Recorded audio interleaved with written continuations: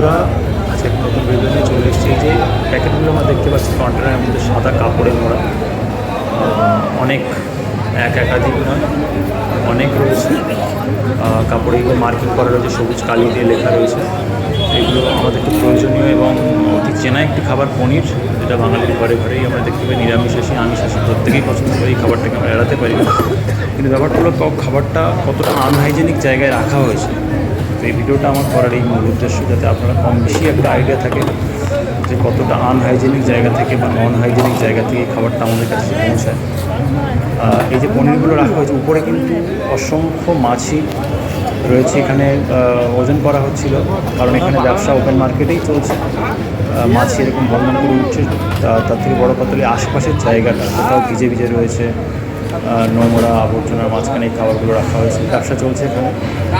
তো এটা খাস কলকাতারই একটা চিত্র, স্টেশন সংলগ্ন একটা জায়গা।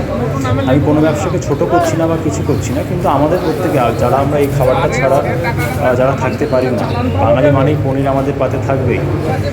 তো খাবারটা কতটা অস্বাস্থ্যকর জায়গা থেকে আমাদের কাছে পৌঁছাচ্ছে সেটা দেখানোর জন্য মূলত এই ভিডিওটা করা, যাতে আমরা কম বেশি যদি আমরা এগুলো যারা কিনে থাকি খেয়ে থাকি, তারা যাতে আমরা সঠিক জায়গা থেকে খাবারটা আমাদের কাছে এসে পৌঁছায়, তার একটা সুব্যবস্থা যদি আমরা করতে পারি। প্রত্যেকে নিজেরাই এক চেষ্টা করে ভালো জায়গা থেকে কেনা, সুপ্রতিষ্ঠিত বা সঠিক যারা হাইজেনিক মেনটেন করে খাবার সাপ্লাই করে তাদের কাছ থেকে নেব।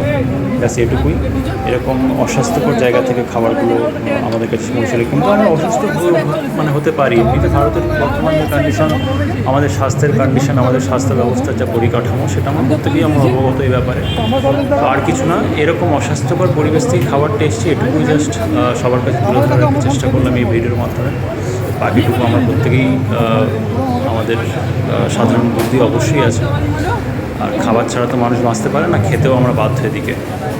তবুও ভিডিওটা আমি একটু তুলে ধরার চেষ্টা করলাম, যাতে আমরা একটু অবগত হই এই ব্যাপারে। তো ধন্যবাদ, দেখা হচ্ছে পরের ভিডিওতে।